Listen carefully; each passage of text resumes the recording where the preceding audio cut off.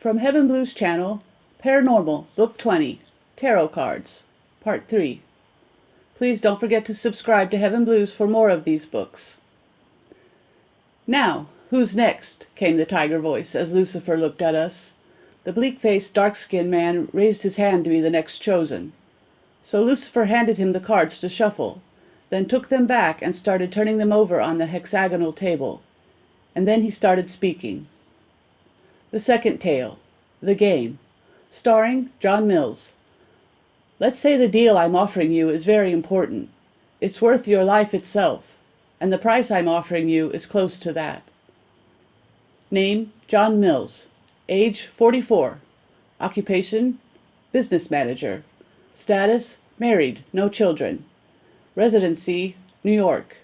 Hobbies, unfortunately, Mr. Mills has only one hobby, gambling, and he has lost loads of money in Las Vegas, which hurt him badly socially and financially and almost led to divorce several times, if it weren't for his wife's love for him. Gambling is a social disease, like an addiction, which needs strict psychotherapy, and unfortunately, Mills never sought therapy. Health status. As we would expect from his features, Mr. Mills has chronic kidney disease. He has lived a long time threatened by this chronic illness taken him from our world. And maybe his compensation was that he never brought kids to this world. The first card pulled was the very first card in tarot, and represents the Joker, the clown in his outlandish outfit. He holds a cane in his right hand, and with his left points a finger to the sky, all while stepping on a vicious dog. And the scientists are still wondrous about this card. Why is he pointing his finger at the sky? Is that a trace of some Unitarian creed within human culture? And does his stepping on the dog symbolize fighting desires? After that came the Devil's card. In front of him is a frightened woman, hiding her face from him. Then the Star card, which shows a woman pouring water from a clay pot into the sea, and the stars are circling her head. Then came the Justice card, and finally, the High Priestess card. Lucifer stopped flipping the cards over and lifted his eyes to Mr. Mills and said, "To you I tell what I see, what was and what will be. However, let's just hope you're not afraid of death, because bad signs are dripping from your cards." And here we hear the familiar voice asking shyly, "Excuse me, is there a bathroom here? It's the prostate problem, as you know." Clarton replied in a steely voice, "Sit down, Colby, and stop being a clown. No one is leaving the den until Dr. Lucifer finishes his work." "But I'm dying here." "Sit down, Mr. Colby." And so began Dr. Lucifer relating the tale of what he saw. Mr. Mills knew full well his inevitable ending, had known it since a doctor looked at his x-rays and brought down his glasses from his nose in order to look at his patient with his cloudy eyes. He told him, as is the habit of American doctors shocking their patients, "Both of your kidneys are failing, Mr. Mills, and it's a congenital defect in them which makes them fill with stones and inefficient." "But I've never complained of pain." The doctor replied, "This kind of kidney disease often doesn't announce itself before the age of 40. Putting aside the x-ray, he continued, "There are temporary solutions, as you know, like dialysis and even transplant. But until we find one, we must say you have a life-threatening condition." He then politely aimed at the door and then said calmly, "Now, if you'll excuse me, I'd like to see my next patient." And just like that, and with such cruelty, Mills found out that he has one foot in our world and the other in a world he fears very much, like Hamlet did before him, though the latter longed anyway for some deep sleep. Damn this doctor, telling him such words and then going off to play golf, or to have lunch, or to meet up his girlfriend. He never realized that with just a few words he had shaken a human's life to the core, and nothing is worthwhile any more.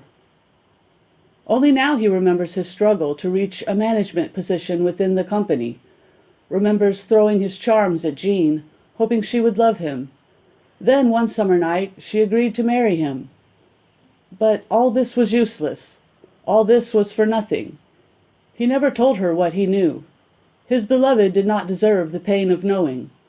Only she noticed his dampened mood, and she guessed that he had a problem at work. As for him, his calculations were meticulous. He continued paying his life insurance policy, and those fools never knew that he had, what's it called? Yes, kidney failure, and if he would die soon, he would leave Jean a good amount of money. The problem was, he wanted more for her.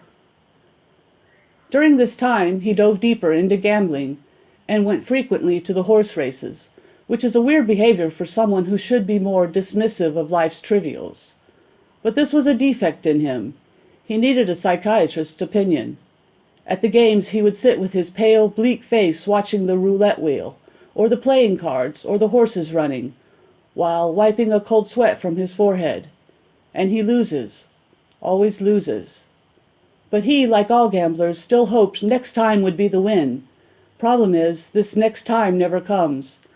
And this was a convenient time for Jerome to appear in his life. Jerome Clyde is a really despicable person. He's lazy, careless, so self-involved and put upon, which makes him a bad employee for any human, even if it was Mills. The disgruntled employee who talks constantly about injustice at work is a nauseating employee, especially if he does practically nothing.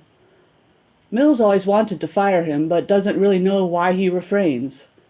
Maybe because Clyde would only appear in front of him when he was in a good mood or too busy. And Clyde was doing absolutely nothing at the office. No one knew what he did, and no one cared. Like an old fox, he would sit in front of his computer, typing reports. No one knows what exactly, writing letters no one asked him to write, making schedules no one had requested. Then goes to have lunch or coffee, and comes back to curse and swear the idiots who don't appreciate his contributions. In summary, he is a despicable creature. Humanity would lose more if a wild hog died somewhere in Indonesia than it would to lose him. On this day, Mills was at the racetrack, watching horses with clever names like Fast Larry, Bermuda Triangle, Cappuccino, running in the race while the crowd's roar deafened the ears. He would put his binoculars to his eyes and his newspaper under his arm. He had bet on a horse called Sombrero, a horse who was excelling this season and had all the qualities needed to win, except one, and that was that Mills had bet on it, and hence confirmed his losing. Sure enough, the horse became demented and crippled and spastic, and finished last on the track. Mills brought the binoculars down and looked at his watch, yawning. Should he bet on another losing horse or go home? And here he felt an icy hand touching his arm. "Good morning, Mr. Mills." That was Clyde, who looked even more repelling than ever. He was short, hunched forward like monkeys, and his bald head shone in the sun like a gross oilskin. His ruined teeth spoke of his long years of smoking and drinking coffee. "I didn't know you were here," said Clyde. Mills replied offhandedly, "Sometimes I just want to kill my boredom." "Yeah, me too. You bet on Sombrero like me, and as usual lost. Welcome to the Losers' Cup, sir." Mills turned to leave with no comment, but the man stopped him, pulling on his sleeve. "What rudeness! What does this crazy man want?" Clyde said, "I want to sit down and talk. Do you mind?" Mills protested, "But I don't see what we need to talk about." "Please, sir, I'll make you an offer you can't refuse." Mills relented. "Well, if that's the case, maybe the cafeteria would be more suitable." "Both of us are natural-born gamblers, Mr. Mills." This was the opening sentence Clyde started his speech with, which was like starting a poem with an insult. Mills rose angrily, turning to leave, but for Clyde asking him to sit down and be calm because his coming words would really interest him. "Well then, talk." The miserable man poured himself some coffee and said, "It's clear to me that you are a very sick man, Mr. Mills."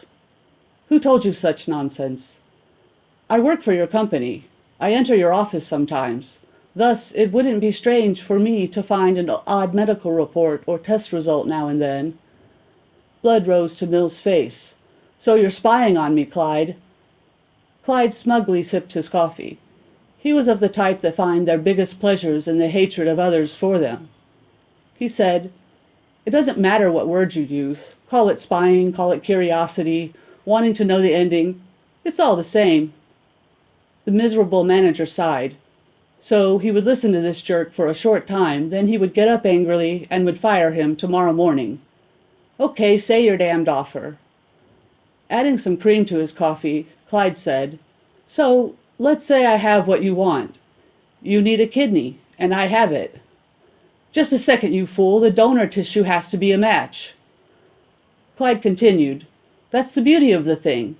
For me to be of the same blood type and a tissue match, which I read from your medical reports. It's a very rare type, but I know that I have the same type.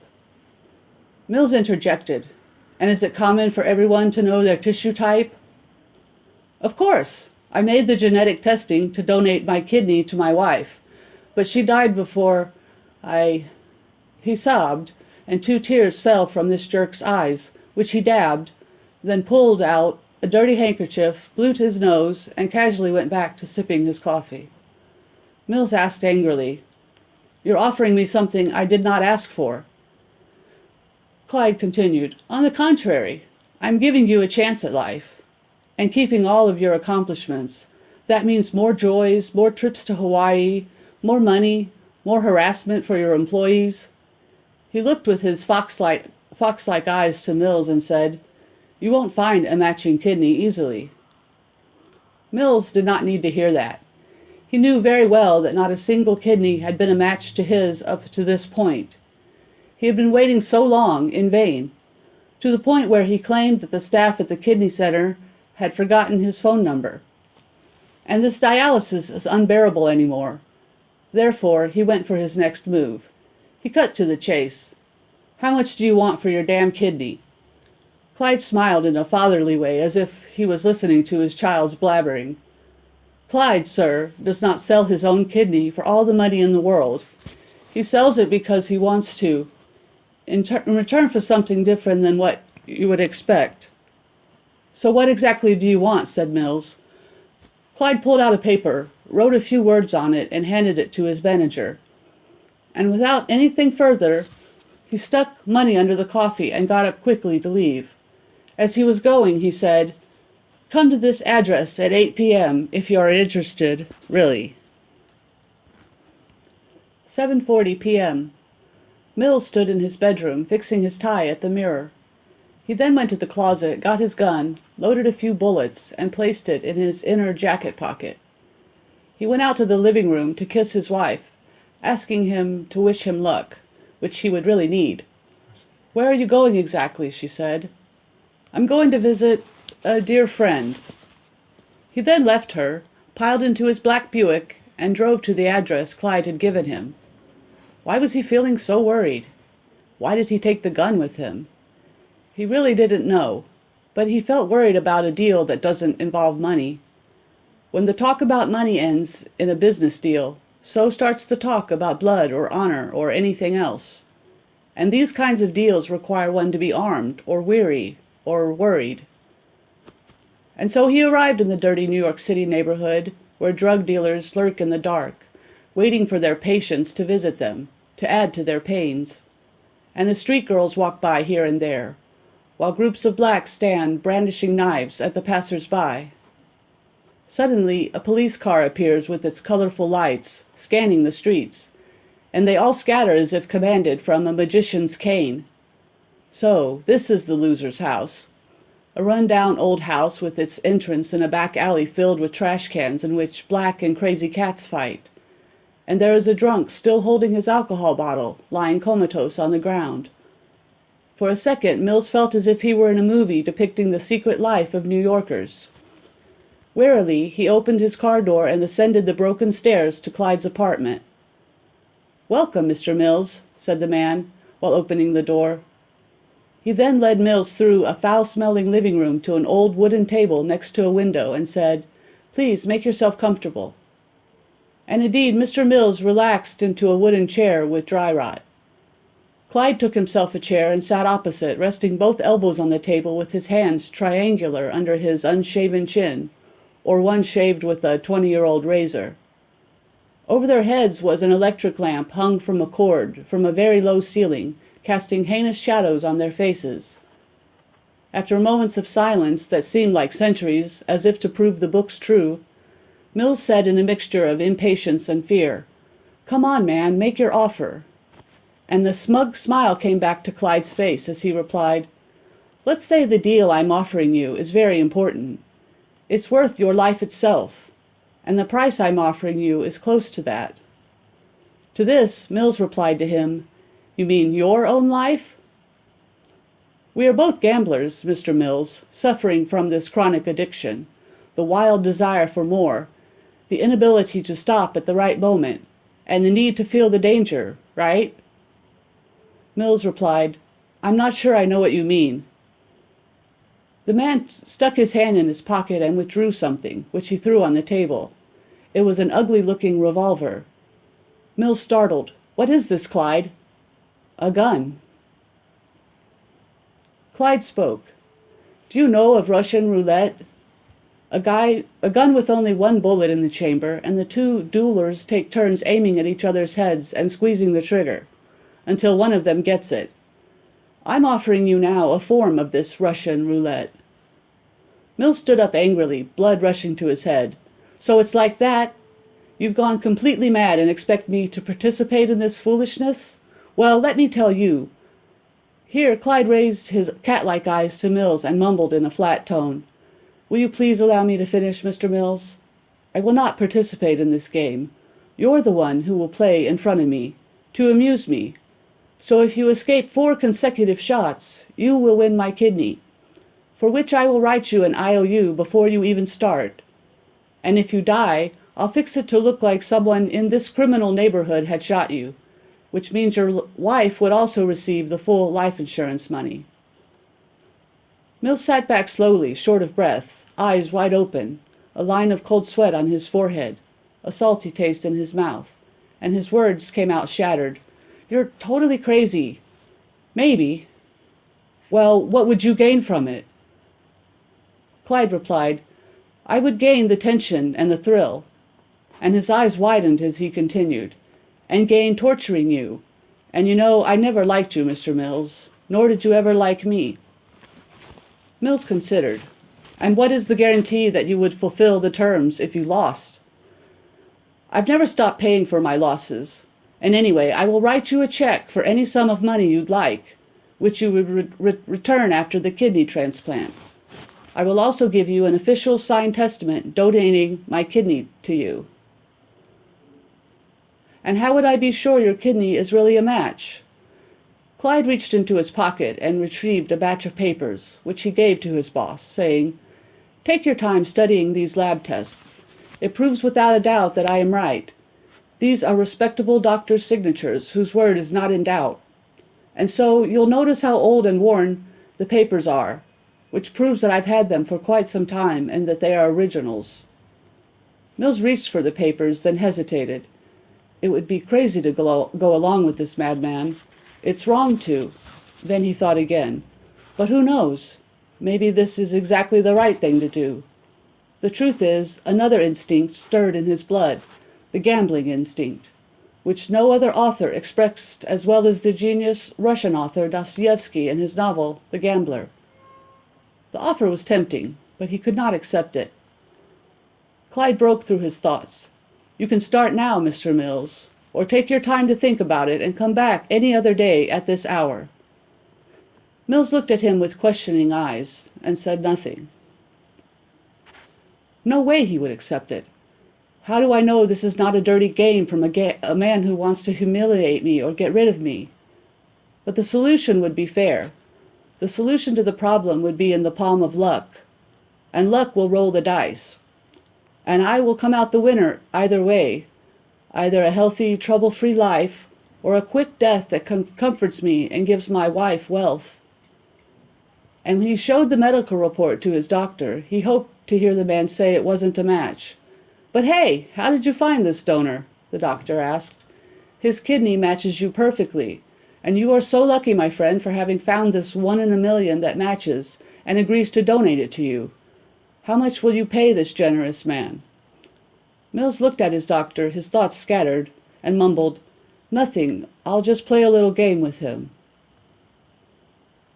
Dr. Lucifer now said, looking at the tarot cards spread in front of him, "And so, Mr. Mills, you heard about my coming to New York, and here you are, in my den to ask my opinion. Did I say everything on your mind?" Mills cleared his throat and swallowed roughly, saying, "Yes, you were meticulous, sir."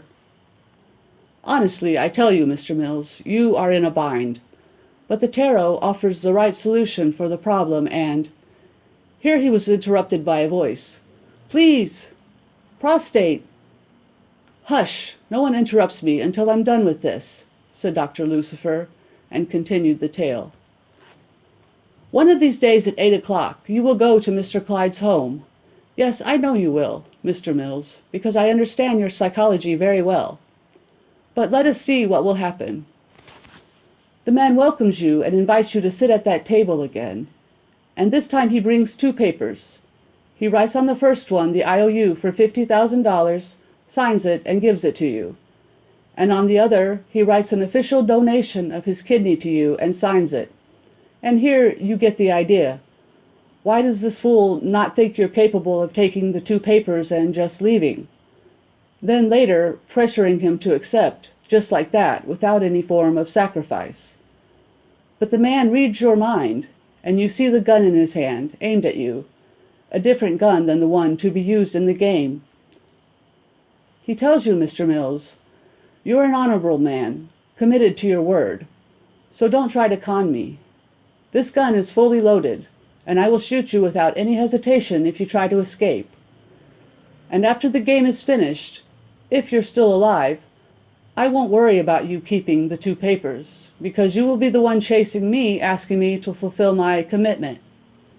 And therefore you sit at the table, Mr. Mills, understanding that this man is smarter than you took him for. And he brings you the revolver with 1 bullet. You put it in there yourself. Then you give him back the gun to spin the cylinder a few times until you're not sure where the bullet is exactly.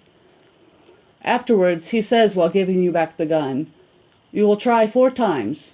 I'm not fully aware of the laws of probability so as to guess the probability of your death, but I tell you the chances of finding the bullet are not bad.